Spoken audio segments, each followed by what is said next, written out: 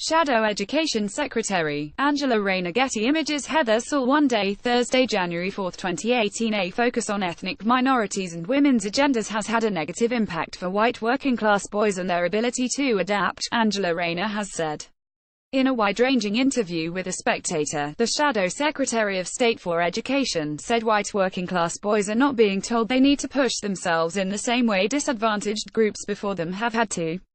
Rayner, who left school at 16 while pregnant, called for a cultural change among the white working class to encourage the aspirations of young people.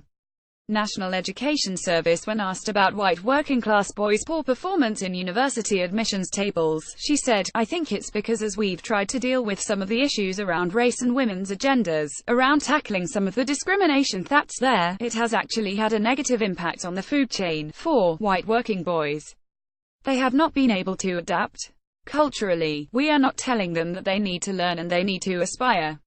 They are under the impression that they don't need to push themselves in the way that maybe the disadvantaged groups had to before.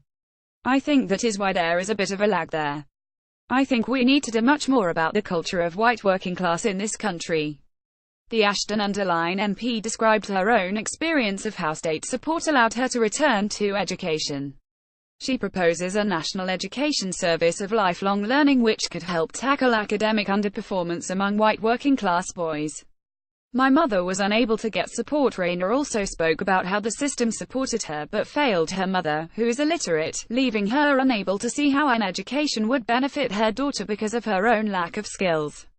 "My mum's had learning deprivation and mental health problems. She is economically not viable.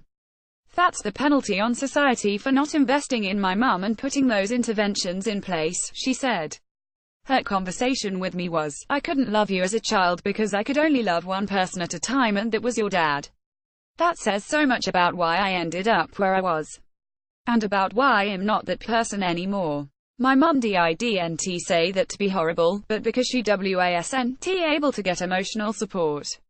Why I wasn't hugged as a child." Writing for the Eye in June, Ms. Rayner described how never being hugged as a child impacted her own parenting. "And that's not because my mum didn't love me," she wrote. "My mum's an amazing woman. She says to me now, I didn't know how to love you, because she was never loved as a child by her own parents." Ms. Rayner said she felt she did not know how to be a good mother until starting a parenting course at her local branch of Sure Start, a Labour initiative to improve early years learning. "I learned things that might sound simple, but weren't to me at the time. How important hugging and loving your children was, and how important it is to read to them." In news https://innews.co.uk